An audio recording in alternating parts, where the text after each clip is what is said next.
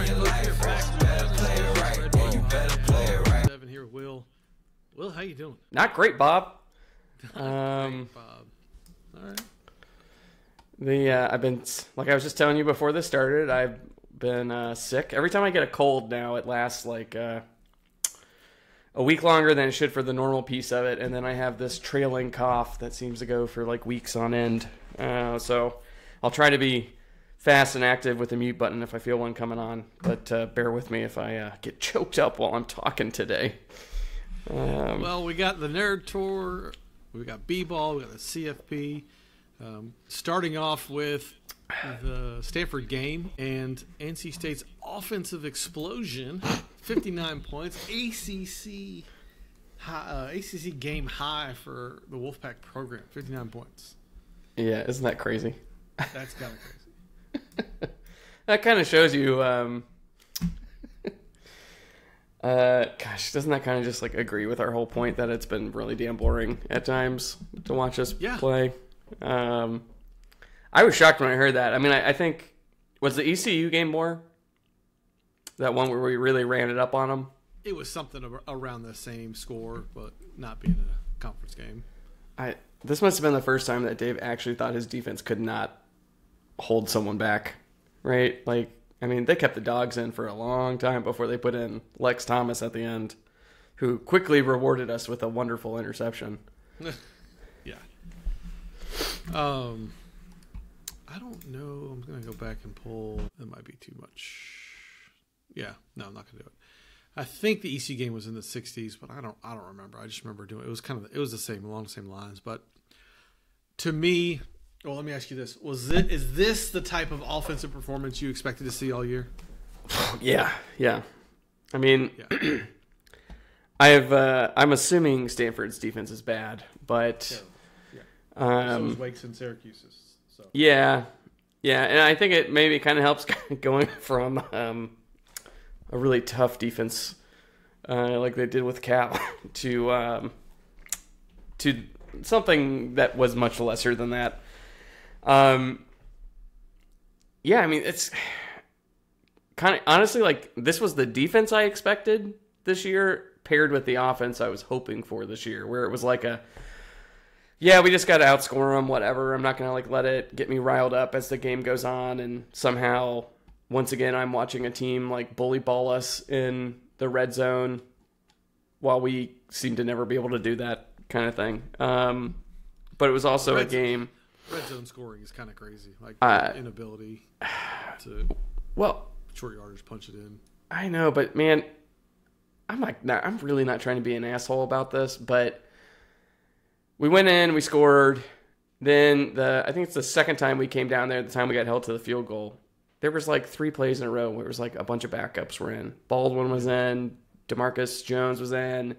And I'm just sitting there going, and Waters, which, I personally don't think he's the problem. I think it's when you pair him with a bunch of people like that. But, so we do that, right? We get stuffed. And then I was like, as long as we can stay like 15 yards away from the end zone, I feel like we can score a touchdown easily. Yeah. And like, sure enough, that kept happening. But I said, like, going into the next drive, I was like, boy, it would be nice if you just left the starters in the red zone. Let's see what happens.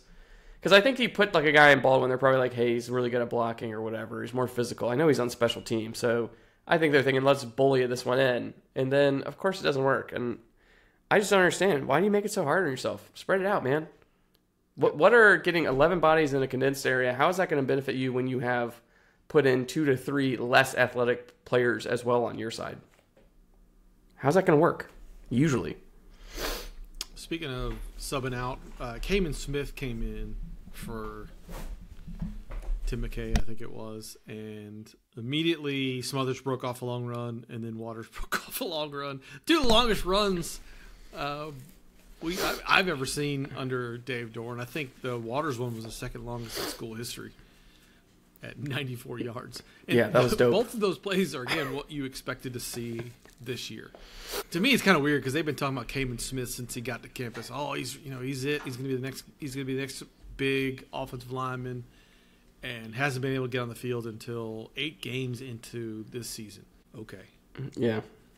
I mean, sure. I would note, like, the key in those big run plays, right, is there's been a few times this year where all the guy had to do was make someone miss, and he was probably going to have that run. So it was nice to finally see it come together. Hollywood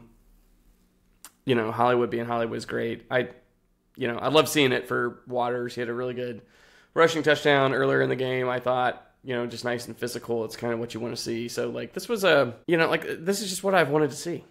It's just, you can be more than one-dimensional.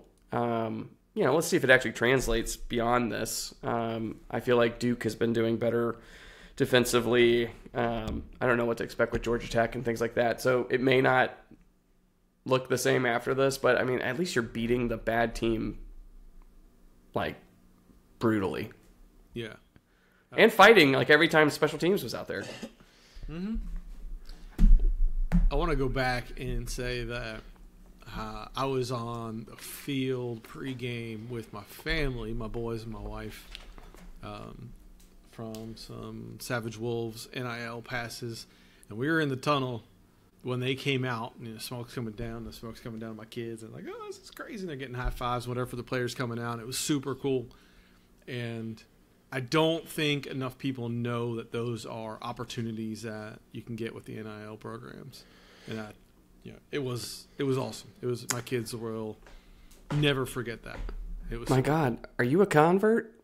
No, I not at all. I hate the NIL and the whole thing, but I'm not opposed to promoting it. Well, I think that's been my biggest thing. That on-field experience for Clemson was awesome. I think everyone should have the opportunity to get at least the opportunity to bid on that type of thing. Yeah. And it's super common. It's really cool. I was surprised at how many others. Yeah. Pack of Wolves sent an email and was like, well, we have these. Nobody claimed them. You're like, what? What are people doing? But nobody knows about it. So hopefully you do know about now to keep an eye out for it, because those opportunities are. It was legit, man. It was super cool. Yeah, donate a little bit of money, get the access to it. I think it's worth it. And like you said, it's getting to share that experience with someone, which is the best part. I did it with my wife. That was really special for her. That was the first state game she ever went to. We'll probably just make it the last, just to be safe. Since cursed us by going to the UVA UNC game last weekend or 2 weekends ago too. I'm glad they got to experience that. CJ Bailey's looking better. I got this photo. It was one of the CBS writers put this list out, and I've got this thing texted to me at least 12 times in the last few days, and it's QB Power Rankings and CJ Bailey at number 6, and overall, in the nation. Yeah, Cam Moore, Jackson Dart, Curtis Rourke, Dylan Gabriel, Diego Pavia, CJ Bailey, and nah, dog. I love CJ, but nah. Yeah, and that's what I'm saying. And everybody's tagging on with, well, how much is it going to cost? And we'll get there because somebody asked a question about it. But CJ Bailey's playing better, and he played really good this game. And if you just look at the box score, you're like, holy crap, that was fantastic. 18 for 20, 234, 3 tutties, 98.4 QBR. Just looking at those things, which I'm sure a lot of people are doing, great game. I think he's getting better. He's got a bright future. I'm happy. I like watching him. He still misses the middle of the field. He misses deep balls. KC was wide open once or twice, and Bailey didn't have his eyes downfield, whatever, and maybe left the pocket too early a couple of times. And that's fine. You expect that from a freshman. I'm not putting him 6th on this list of QBs. He's probably top 20 of Power 5 QBs. But 6? I thought that was crazy. And it's based on current, not just upside, right? Yeah. Players on bye weeks omitted, so there's that. But after week 10, it's QB Power Rankings. I'm just no, come on. Man. Well, maybe QB play has been bad. I don't want to take away from that performance or him. I think he's the future. I think there's more of that game in him, I guess, if that makes sense. He's capable of that. He was, timing was a lot better this game. There were a couple he threw behind guys. And like you said, the fumble's not probably included in those numbers, right? There's still mistakes that have been made. I think he even had a quote after the game was I'm still trying to process a lot of stuff. I can't remember what it was, but since basically that. He's like, I'll pull the trigger when I'm comfortable pulling the trigger, basically. I think he was explaining that crossbody throw for a touchdown. So, yeah, I mean, the future's, like, super bright with him. If he's top 6 or top 10, like, that's cool. Kind of just makes me say, like, God, I wish we had seen it sooner, but is what it is. How'd you like seeing your boy McCall on the sidelines? Coach McCall. Coach McCall. Yeah, my youngest is also named Grayson, and he really wanted to get a high five from Grayson McCall, but he never got anywhere near us, and it was too chaotic. But cool seeing him out there. He was throwing warm ups with the players. He was doing those things. Had a headset on, Yeah. And you got to feel like that's the next path for him, is probably into coaching if he wants to. He's always seemed like that kind of kid. Yeah, super. Do you think that's someone that we can carve out a spot for, or do you think he's going to go look for Jamie? Good question. I don't know. Obviously, everybody likes him. You only hear good things, even off the record. You don't hear anything bad about him. Quarterback play looked really good this week with him as Coach McCall. Yeah. I think having a guy experienced like that can relate to the CJ Bailey is probably going to be, invaluable. Honestly, if you told me that we were in between hiring Grayson McCall or keeping Roper as a quarterback coach, I feel like I would be like, let's go with McCall. Yeah, absolutely. I would too. Give me the upside or give me the risk. I'm all for it. Yeah, like I take a flyer. I mean, I still feel like Roper's someone that I feel like could be helping in the background. Like, you don't have to completely get rid of him. I think they like him. But that might be one that's worth taking a flyer on. Receiving core, Justin Jolly 4 receptions, Wesley Grind 4 receptions, Keen Jackson 3 receptions, KC 4 receptions. I mean, that's what we wanted to see. Like, all these things are what we wanted to see, right? You would think, spread it around, get it to the playmakers, let them make plays. Yeah, and go to Jolie when you're in a bind. Yeah, like he said, throw it to me, throw it up, I'll get it. Yeah, like that's the thing is, like, when you're kind of spreading it around and you're like getting it to all the great players, great. Like, again, I still feel like there was some efficiency lost in this game with some, random personnel choices. Like, I don't know. I get it. Like, you're trying to give some guys some play, just reward them or whatnot. But it's like, it always just drives me nuts when I see Baldwin or Coit just come in at like kind of a critical time, and I'm like, yeah. Man, can we not get like a couple more scores up before we bring these guys in? Like, you probably had the sense as the game was going on that you didn't need those guys that early, but I guess coming out of the bye week, they maybe thought they saw some stuff that was more productive than they got in the game and probably weren't happy with it. I felt like they got that red zone sequence that frustrated everybody. They didn't do that again that I recall. Like, they were a lot more aggressive and spread out, so maybe that was a teaching moment again. The other thing that stood out to me in its last couple of games, I was sitting there thinking about it, watching Smothers run and how tough he is to bring down for a little guy is the antithesis of Jordan Houston, who you would sneeze on as I'm watching Will sneeze, and he would fall over.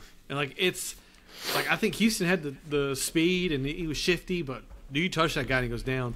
Smothers, you got to freaking hit him to bring him down. He is unbelievable for a little guy, how tough he is to bring down. Love watching him run. Yeah, his upside is phenomenal. Again, it's like one of those things where it felt like the second he got the ball this year, he did something special with it, and you're kind of like, again, it probably doesn't change the outcome of Tennessee or Clemson for that matter, right? Like, it didn't matter in those games really, but you just start looking at it, you're like, that guy's special. Like, that's, again, we got to keep a lot of guys around. Like, you're starting to finally see the value of the skill players. All of a sudden, it's almost like they're just like, you know what? I think our defense is not good. Maybe we should try to score more. Like, I can't explain it, right? It just felt like there was a different vibe of like, let the kid cook, right? Yeah. Yeah, it's the kind of vibe that we expected all year, right? You knew the defense was going to be porous. So score some points and be aggressive doing it. I get your quarterback situation, right? So I understand that, but it felt like we were playing a little bit differently. And maybe that is, CJ getting more comfortable. But the general consensus from every fan I talked to was can we get the bye week in like week 2? Oh my God. Can we move this up? Because every year we come out of the bye and, look like the team we all expected earlier this season. That's just what it's been lately. And it's just... I'm going to tell you the answer. You got to play the week 0 game. You got to get that bye. Right? Yeah, but we played some chumps and didn't. No, like we got to like get committed to the Ireland game slot. Just be like, we'll sacrifice one game if it gives us our tune-up bye for week 1. I mean, I think as a conference, it's ridiculous that any team has a bye week this late. Yeah. Like you got there's got to be a way to resolve this. Like to that point, right? Like, yeah, there's enough. I mean, we're getting them, and that's the other thing too. It's like you all that way you get game bye, or game bye. Like it just makes no sense. And every year it happens to some team. They just get absolutely hammered, and it's at some point it's like you got to be able to call out the hypocrisy of saying, "Oh, the player safety is so important," and then you're like, "Well, let me just let you grind it out for 8 straight games." As you see guys dropping like flies as you get through game 6 and 7. Like, come on, it's just ridiculous. Yeah. What was going on with the kicker? Why was I don't know. I was at the game and then it didn't really catch what happened with Noonkester and I don't know. Well, Vincent wasn't even kicking. Or Vincent, yeah, not Noonkester. I don't know. I didn't even go back and look. I forgot. Honestly, I've been so damn busy. Like this game feels like it was a month ago. But yeah, I remember sitting there thinking, I was like, what on earth is happening on kickoffs? That's the other thing that was weird, man, is we were squibbing them. The field goals. Yeah. Yeah. But why were we squibbing them? And then all of a sudden, a couple of scores into the game, we're just booming them through the end zone. And you're like, okay, what? I don't know. It didn't make any sense to me either watching that. What a strange game. And then they always cut away from it, but then they would talk about how there was some altercation going on after every kickoff return. So I guess the special teams guys were feeling it, to put it lightly. It was chippy, surprisingly. Peyton Wilson got honored. It was funny, and I'm sitting there like he's right in front of us, and he's on the field honored, and he turns around and just starts talking trash to Stanford, and I'm like, dude, has never played Stanford, but just why I love him. Like my 2 favorite NC State players probably of all time, Phillip Rivers and Peyton Wilson, are just the biggest trash talkers. It is hilarious. Yeah, you could add Jalen Samuels to that. I hear he is a renowned shit talker throughout the whole game. Mm-hmm. Yeah. I mean, it was fun. It was a fun day. It was fun to watch. I was hoping we would see that all year, right? Just see more of that. It just felt like the energy was different. O-line seemed to play with a little bit more vigor. Like you said, was Kamen Smith in the whole game, or did McKay come out? He was not in the whole game. It was late. Yeah. The first time I noticed him was on that Smothers run at 52-yarder, I think. And, we've talked about it like ad nauseum on the podcast over the years that we just haven't had any explosive runs, right? Or I forgot what the number was, but it was like, State uses 20 yards, I think it's explosive plays, and we were talking about like 40 plus. And Smothers has had 6 this year, if I'm not mistaken. And that's crazy. Yeah, he's good. I love watching him play. I'm a huge fan. Also had a oh my god, I know I should have looked up the guy's name. Duke Scott appearance. I was so excited, and then just to see like that lame ass progression of offense that led to that interception, I was like, well, that was not what I was expecting for Duke Scott, so we'll try again later. Yeah. Oh, Lex Thomas, come on. Oh, Lex. I thought he was supposed to be a savant. Tear it up, but he did not. 1 for 2, 12 yards and an INT. And then they just kneeled it out. But I can't even find it. Has a snap chart come out from this game? Has it been updated? I know it's out, but I don't. Yeah, it's updated. Who are you looking for? Oh, I just wanted to take a gander while we were chit-chatting. See how many times I could get upset about Jacoby Baldwin playing. He had 8 snaps. I mean, here's the thing. Okay, this is what drives me nuts. Okay, you put Jacoby Baldwin in, and they like flex him out to the hash, like to the boundary, and I'm sitting there going like, you ain't ever throwing it to this guy. Like, it's almost more insulting to him to be like, we're gonna put you out here. No, we're never doing it. We're never throwing it. I was sitting there going, I was like, if it was me and Robert and I would throw it to him right now just to, just to fuck with somebody. But they got deep in the wide receiver rotation, and Jonathan Taylor still did not get on the field. I'm guessing he's injured or something's going on. He was there. He was warming up. He was fine, moving around. I know they're redshirting him, but he's got 2 more games, so I don't know if they're planning on. I would have thought you'd put him on kickoff at this point, but why do that when you got Kaufman out there just DK Kaufman, man. I love how he runs. It's so much like Tanner Engel, where he is just like, I'm going as hard as I can right at you. Yeah. And that is like, I love that. I love watching him run. That was, his 2 returns were awesome. For a second, I was like, well, because he kept bringing it out, I told my wife, I was like, they must see something in Stanford's coverage. Like, this is aggressive by all, this is not how we do it, right? And then at first I was like, why is Rodgers returning kicks? And then when I realized it was Kaufman, I was just like, I still don't know if I like this. And then finally when he broke that first one, I was just like, all right, never mind. I accept this. This is worth the risk. Where has this been? I think he did one early in the year against, maybe it was NIU, I think, as well. He's done it before, Yeah. Yeah, but it was nice. It was cool just seeing some aggression, just not just waving the hands and going to the 25. So they must have seen something there. So kudos to Goebel on that one. Yeah, he was awesome. 3 for 164 yards, so the 91 yard was long. I mean, that's getting it done. Man, he was close too. When he was teeter-tottering, I was just like, damn, man, if you had missed upper body day for a few weeks, you would have stayed up right there. On to Nerd School 3 after Cal and Stanford. Now we got Duke coming to town. NC State is open as a 3-point favorite. I have no idea what the line is right now. I can't believe that. Duke is. Right, they're not good. They're not good, right? They have had a super easy schedule. They've gotten away with absolute murder in some of these games. But they're still 6-2 or whatever they are, right? 6-3, something like that. Yeah, 6-3. And everybody who saw that score, the halftime score behind me, it was 20-20. You're like, oh crap! Or Duke was leading at one point. You're like, what? What is this? What is happening here? And this game is so weird, and I never really put this together until, I don't know, like 10 years ago when my buddy said, I don't know, man, Duke game's always close. And I went back and looked at it, and outside of 2009 game where we've lost 3 of the last 4, so that's whatever that's worth. The games are almost always close, especially when State wins. So just going back the last few, we lost last one 24-3. Oh my God! Don't remind me. What a horrible game that was. We know that. That should have been the benching of MJ Morris, but I digress.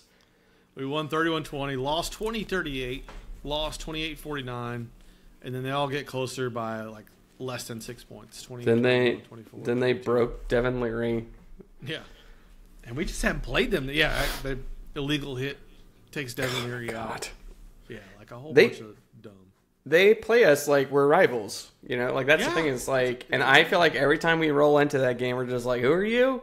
And it shouldn't ever be that close. I mean, I remember when was it Thad Lewis and Dave Cutcliffe just eviscerated us in Tom O'Brien era, and I was just like sitting there. I remember I had been talking shit to my ex-girlfriend's dad before that game, and never again. I just always, that one scarred me for life. I think I guess it's a 3-point spread. It's like 51 points, so it's like a 24-27 type game is what they're predicting. That sounds right to me because like the more you think about it, it's like their defense seems pretty decent.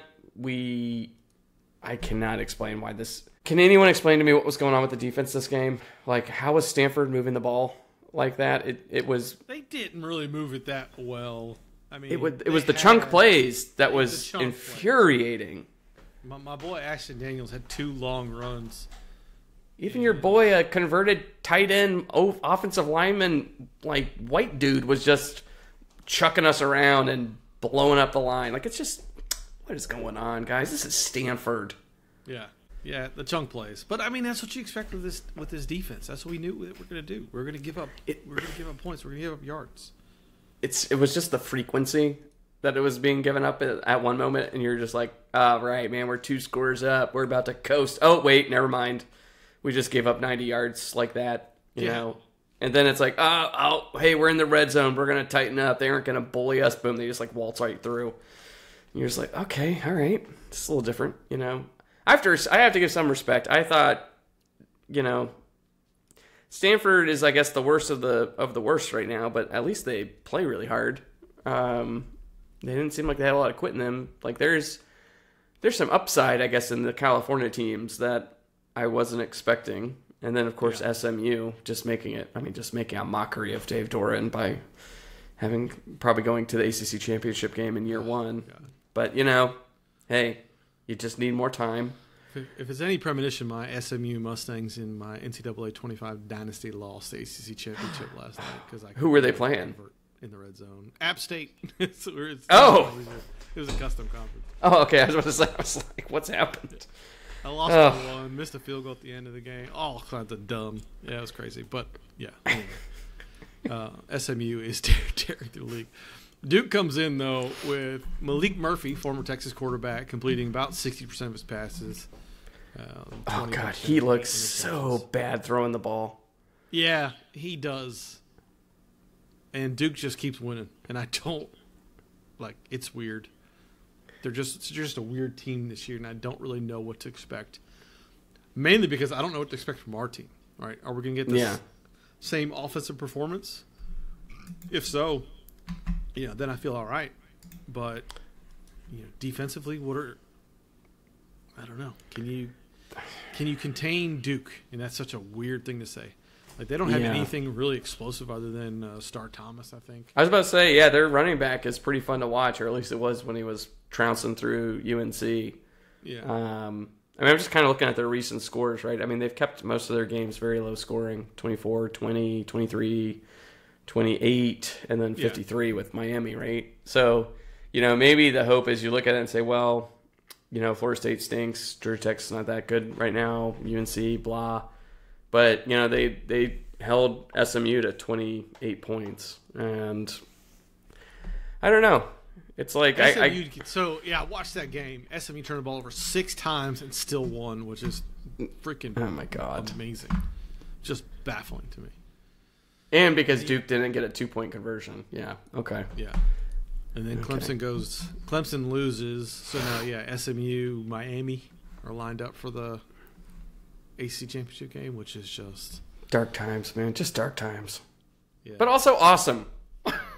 Yeah, whatever. Like, it's not their fault. That's what I'm saying, right? Is like, let me go back and look. I mean, if I remember right, SMU, did they dodge? They dodged. I mean, they had Florida State and Louisville, right? So, I mean, that's the thing, right? Is when the gods bestow upon you a shitty schedule, like, look at what you can do with it. No, that's what I'm saying, right? Like, you have a big team on your schedule that underperforms. The other big team, quote unquote, is Louisville. Like, that's the stars aligning. Also, it just drives me nuts that Louisville is 5th in the league right now. Again, like that program, whatever, paper tiger. Louisville did to Clemson what I thought we would be able to do. Yeah, going into the season. Right? They just pushed them around. They scored. They did all the things that we were hoping we would be able to do. Yeah. It is what it is. It's just whatever. All right. It's never happening. We're never going to go to a championship. This Duke game will be close, so do with that information what you wish. It always is close.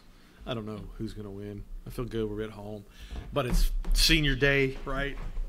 And we know how Dave Doran loves his senior days, and it's so emotional. We didn't play well. Yeah, I hate that. Oh, God, it's senior day? Oh, we're done. We're cooked. Goodbye. Yeah.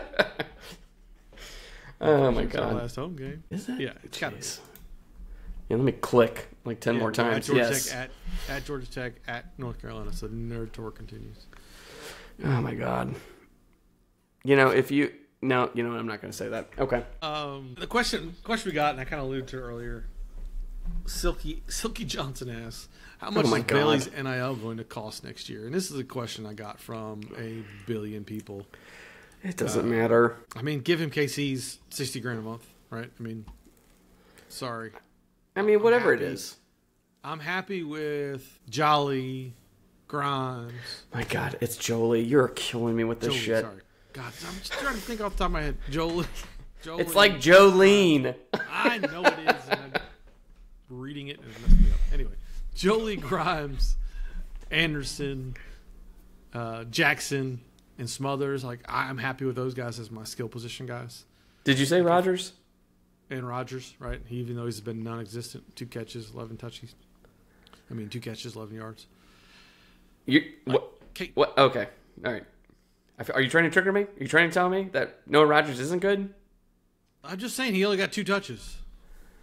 So, like, we're not using him. I don't know why I'm not getting the ball, whatever. He's obviously good. We know that, but get him the ball. My point being is that if KC walks, then use that money for CJ Bailey's NIL. But my bigger question was, or my bigger point is, where's he going to go? Right? If you're Miami, Cam Ward's gone. Miami's usually fishing in a bigger pond than CJ Bailey, who is started 5 games at this point. I just think I don't know where you or a starting quarterback at a Power 5 level goes. I mean, there's a few schools that would be obviously upgrades, but are those guys coming after CJ Bailey, a CJ Bailey freshman? I don't think so. I really don't. I mean, I'm sure somebody will inquire and whatnot, but I just don't know if there's an obvious upgrade for him. You know what I mean? Yeah. I mean, my thing is, like, I guess I'd let it sort it out. Like, I don't think we're going to invest in bring in some dramatic offensive line talent. So, I mean, the first thing, I guess, if I'm him, I'm kind of looking and saying, what's the line look like next year? You know, is Anai going to be there? I mean, that's the other thing, too, is, like, everyone doesn't like Anai, but, changing OCs again, right, for a young quarterback, that might almost incentivize you to go look around then and say, well, if that's changing, maybe I should go see if my skill set fits elsewhere. But, man, I don't know. Sometimes I just get the vibe that someone's happy where they are, they're starting, they know they're going to be built around, they know it's not transactional, which is something I would be a little worried about if I transferred to somewhere like Miami or Florida State. Like, I mean, we've seen it enough, right? Like, when it doesn't work out, everyone bails. Yeah. And I don't know. I don't know what to think. I hear all this doom and gloom about NIL. I feel like it'll get resolved. I'm kind of with you that if Concepcion went elsewhere, it doesn't kill you. Like, Noah Rogers has 25 receptions and 324 yards, and KC has 47 and 395. Like, you can find efficiency. You don't have to do that, but I don't know. Let the chips fall. This is why, again, I feel like if schools were just paying for these players, you wouldn't be having this issue, right? It would be like, whatever. I mean, here it is. You get your piece of the pie, move on. Instead, it's let's go hit up the fans to go protect our assets, which makes no sense to me, especially in this economy, man. Come on. Think about us. Think about... Did you see the stock market today? Economy's booming. Oh, brother. I tell you what. I loved it today.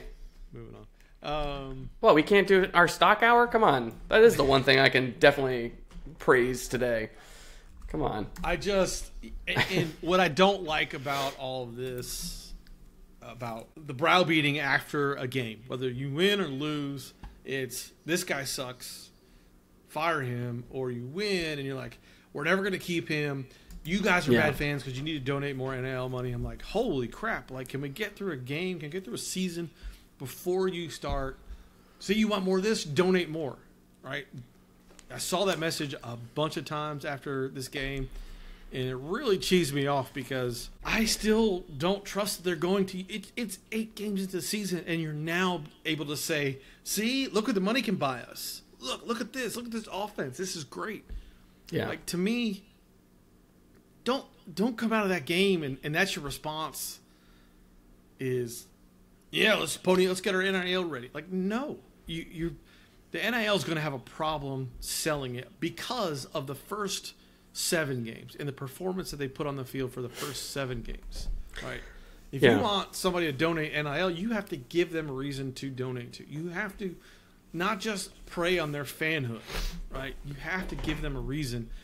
And it's going to be a hard sell for folks because I gave you money last year and this is what you put on the field after claiming a championship team. Like, it's not as easy as just saying, okay, be a good fan and donate. Like, I just refrained from getting into the argument, but it really was. It was everywhere on social media, and it was driving me nuts. Like, just now's the time to donate more. Like, no, because I don't think it's going to make a difference. All right? I mean, I get it. You need players, yes, and if the money's got to come from somewhere, yes. But you need to pump some life into this, and there needs to be some spark that is going to get this going. Now, what's going to happen is they're going to win the next 2 games. They're going to finish 8-4, and be like, look at the rally. Young kids are growing. Donate now. We'll get some more talent. And you're like, mother effers, we do this every year. Well, I would say this. It certainly helps your cause better to be showcasing the guys that the money brought in. And, again, like what you trotted out at the beginning of the year was really frustrating to people that donated that money. And to, again, I mean, just doing stuff like where you're playing a bunch of walk-ons. Like, you got to understand that if you're doing that and it's not yielding success, it makes people say, what the hell did I just give you XYZ for to get so-and-so when you've got a backup playing tight end for some reason, right? Like, I wanted to see nothing but Joe Lee this season. And, you know, so now it's on you. You go in and win the next 2 or 3 games. Okay. And you're showcasing the talent the whole time and trying to be exciting. It'll help. I'm with you. It's like, okay, let's say that Kamen Smith plays the rest of the year and does really well. Kamen Smith was probably not that expensive. So, and you've developed him. So you can still just develop guys. It is feasible to have a lot of homegrown and use your money more effectively. I think maybe they're getting a little wiser to market rates, possibly. So, maybe they'll be a little bit smarter. But at the same time, in my opinion, I think it's really silly to sign up to work with some service that's supposed to help you grow your NIL, and they take a 15% cut, and you're not growing your NIL. At some point, you need to turn and say, well, this is not a fortuitous relationship for us. And so I'd like to just see them. I'll just go back and say this like this. The most exciting part of last year was the way they connected with the fans, with the Zoom chats and things like that. It was nice that you sent me this poster over my shoulder here and the swag that came in the box for me signing up for it. You did not have to do that. I'd rather sign up for NIL, get players, and like we were talking about earlier, be able to go buy an experience when I am available to. I'd rather have that than you send me physical items, which was a lot of logistics for you to do. You don't need to do that. I know people are like, I want blah, blah, blah. They want players. And so I might go back and rethink about that and think, hey, why don't we just do the spokesperson thing like we were doing before, get people excited. It shouldn't be this hard. I don't want to make this whole NIL conversation. I just wanted to point out that it's a stupid thing for people to just start, spouting off of the mouth that you need to donate more just because we won. And hey, look at this. No, I watched 7 games before this and they didn't look this good. And you know what? You're going to have to do more. I didn't read the article. I don't know if you read it where Narduzzi was basically saying we just retooled how we did NIL and we're much more happy with what we have. Yeah, he basically was just like, oh, you want that money? Leave. Whatever. We'll go get someone else for a lot cheaper that wants to be here kind of attitude. Yeah. Was the gist. I haven't read through the article, so someone can correct me if I'm wrong afterwards. But it was basically like, I'm going to stop wasting this money on guys. Like, if you want to negotiate with me, my negotiation is either take what you're getting or go, was the gist I picked up. And, I mean, you definitely go back and look at it. It's like, I can't remember his name now, right? The guy that we brought in from Syracuse/Ohio State, right? Left Carter. Just left in the middle of a game. Like, we definitely paid him money.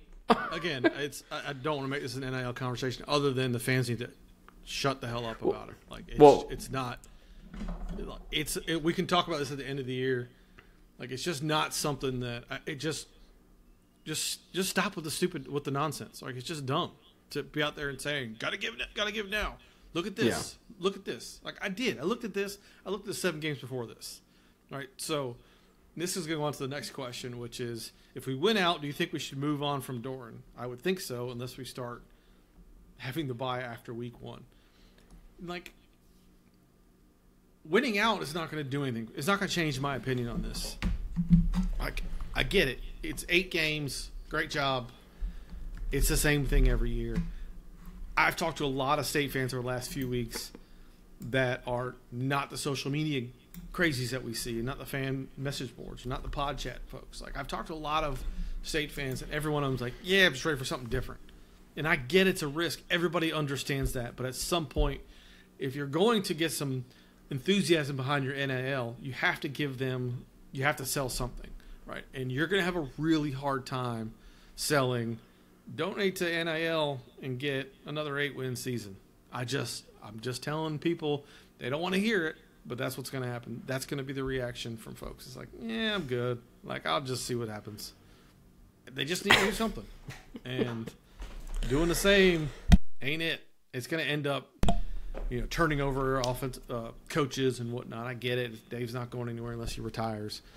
Just saying, like, it's going to make your NIL selling a whole lot harder if we're just going in with, hey, look, 8-4 is a great season. Yeah, it's not. It's not really.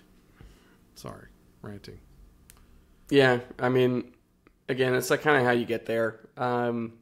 Yeah, I can get excited if you go. First off, there's no guarantee that we go 8-4 right now. But no, if you go 8-4 and you rip it off, right, and you conclude by beating Duke, Georgia Tech, and UNC, the coup de grace, as always, that's great.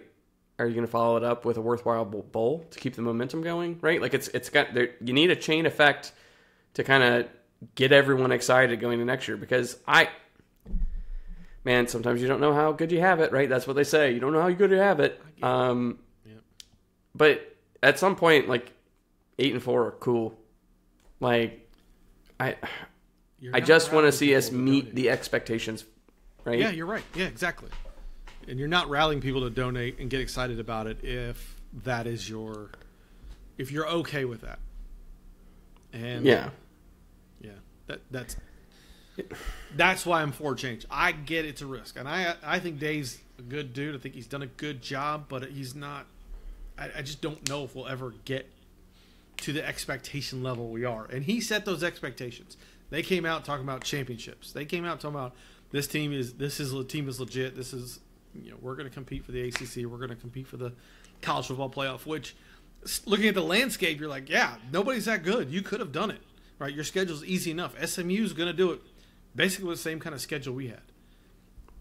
But they are better than we are in their first year in the ACC, and that is hard to swallow. And honestly, I think the question, too, is what is the staff going to commit to fix their issue with meeting expectations, right? Like, you've been here long enough. You have had those opportunity seasons have been here a bunch of times, and you've missed. Now, yeah, you had some quarterback injuries and things like that are justifiable excuses. But at the same time, like, by the time Grayson McCall's injured, your championship run was done. Right? You had 2 games to prove it, and you didn't. And so I think a real hard look needs to be done there, right? What are we doing that's stopping this? They were probably hyping it up all offseason to the team. Maybe evaluate how you handle that, right? Maybe evaluate, like, if you want to start off fast and do something special, right? Maybe throw some tempo out there. Quit trying to bog things down, right? So it's like, if Dave commits to a genuine reflection of I need to do something different, like, you know, I'm happy to see what happens after going 8-4 in this scenario. I'm just skeptical at this point, man. It's just been 12 years. It's hard to really convince yourself something's going to change. Correct. Exactly. And then everybody's out there just donate. Look how great this was. I'm like, dude, no, shut up. Stop it. Yeah. And I'll be honest, I don't know if it's what you're feeling, but like, you know, like it's really exhausting to do this every week, do it multiple times a week. You're thinking about it all season, right? We want to try to put a good product out here on this. We don't really just half-ass and just kind of chit-chat our way through this, but you know, like it's just like if we're just gonna keep going 8-4, it's like, do we really need to be spending all our time doing this, right? Yeah, like, it's hard. I'm it's really hard to talk tired about the same thing all the time, right? And I've felt like this before, and Will and I's stance is if we're gonna just say the same thing over and over again, we're just not gonna do it because I don't think that is enjoyable for folks. And I know people are like, well, I'll put out another episode. And I'm like, yeah. I'm glad people like to hear us. Yeah, it's really cool. It's really cool. But you know, it's like when a lot is going on in the personal lives, work lives, like we're both really busy, especially me this year. It's like, damn, do we really need to record and talk about how we lost to Wake Forest? Like I'm about to lose it, kind of thing, you know. But maybe I know we're a release for everyone, but just I don't know. That's not a great reason to move on from someone, but at the same time, it's just like, damn, I just want to have that upside for a minute. You know, and then just be bitching that I'm not giving money is driving me nuts. Yeah, when I do give money after the game, and it's like I don't know, man. I couldn't take it, and I refrain from engaging with all of those conversations. But it is super frustrating. That's your first thing you say after this, like, now's a great time to donate to NIL. Like, well, maybe if I believed in what was happening, then maybe I would.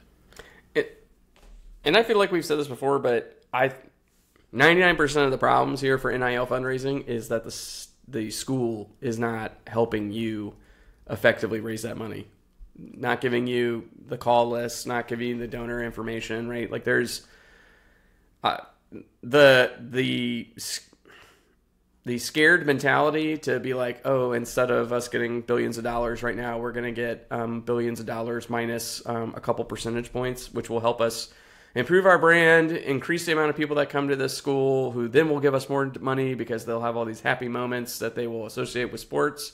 Like it seems like it would be the never-ending feeding, do loop of, oh, okay, we just share a little bit of money here. This will bring us bigger success here. And I cannot for the life of me understand why the university is gatekeeping. Yeah. Like if you're going to gatekeep, then you do it. Yeah. I'd be fine, man. Just send me you send me a fucking mailer every week to donate more money to your school. Why don't you just ask it for the NIL fund for us? Jeez. Sorry. I'm getting a little... No, you're fine. And to add on to this question, I saw this on Twitter and I saved it. And somebody asked, if you coached and called plays at Ohio State, and talking about Dave Doran, do you think they would be top 3 in the country, top 10, top 25, top 50? I don't know. I mean, top 20 for sure with that talent. Top 10 probably because they have the talent, but are they winning a championship? I don't know. And I think that's a valid question, right? I mean, I think that's a very... Would they be more... I feel like it's the personality, but I feel like if he was at Ohio State, right, he would have had more like Harbaugh-style results. Probably. Which ended well at some point, right? But at the same time, probably frustrated Michigan for a long time, too. Yeah, it's funny. Yeah, what would they be? I mean, I think, honestly, they'd be top 10. I would expect them to be really well. You give him that talent, his defense is going to be amazing. Yeah. Like the way he focuses on that, right?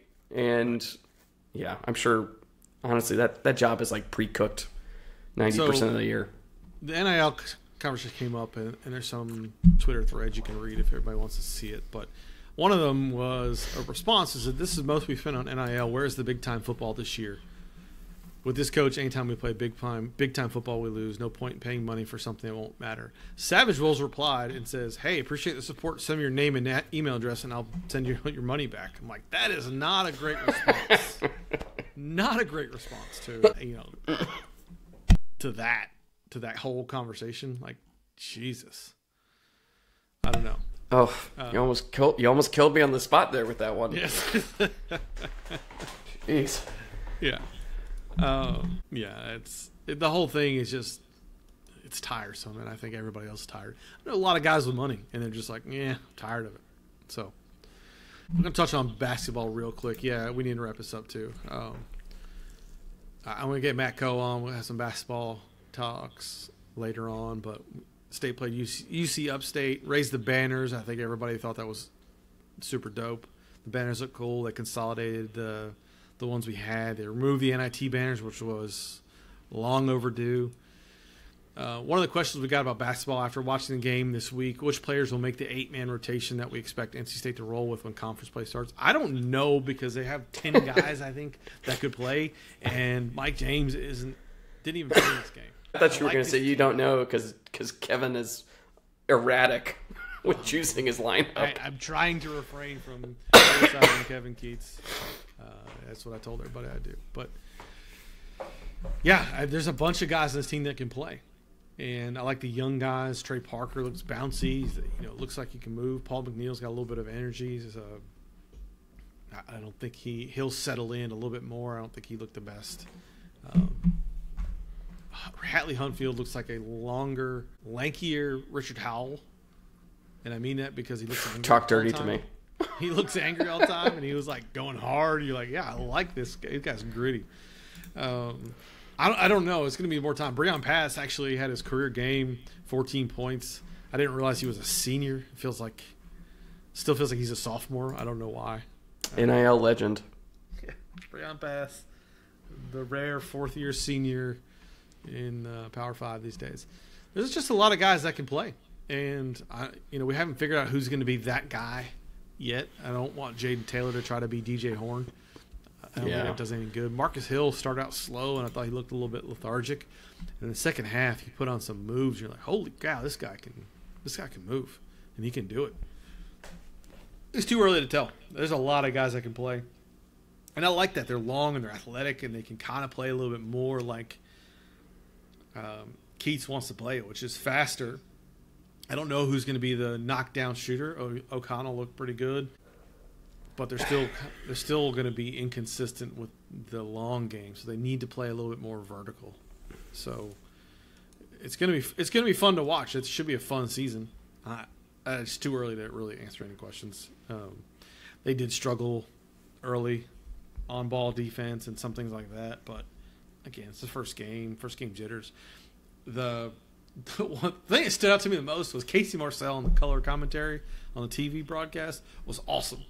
Like, I thought he was super good. He was giving insight into the program, and I just thought he did a really good job. And I hope, if that's the path he's choosing, I hope he gets more of our games. It'd be really cool to have him call more of our games.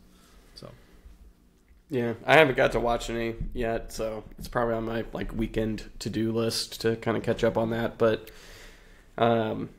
you kind of hit the one thing that just always scares me is, are we going to have that YOLO inefficient type player that just is going to drive me nuts? Can Taylor kind of play in within himself, I guess, is the question, right? I see it was 1 of 5 from 3, right? That's the kind of thing that I recall was, when you're hot and you're accurate, great, but when you're just jacking it up, I'm not a fan. The ball moved really well. It didn't get stuck on anybody like it has in the past, like what you're saying. And that was one of the things that stood out. We talked about in the pod chat this week too. Is the ball movement was really good, and it just felt like the team was still everybody was into what they were supposed to be doing. There was no I'm going to be the hero, and that's what you want to see. Those are the kind of things you want to see early on. So all for it. I like watching this team so far. It should be fun to watch. But we're going to wrap this up. Dinner time. Everybody's got stuff to do. Pac plays Duke this weekend. The basketball game Friday night too. All sorts of good stuff going on. But as always, thanks for listening. Join us in Pod Chat. Go to the website, hit the membership button. It's cheaper than your lattes. And as always, go Pack. Yeah, go Pack.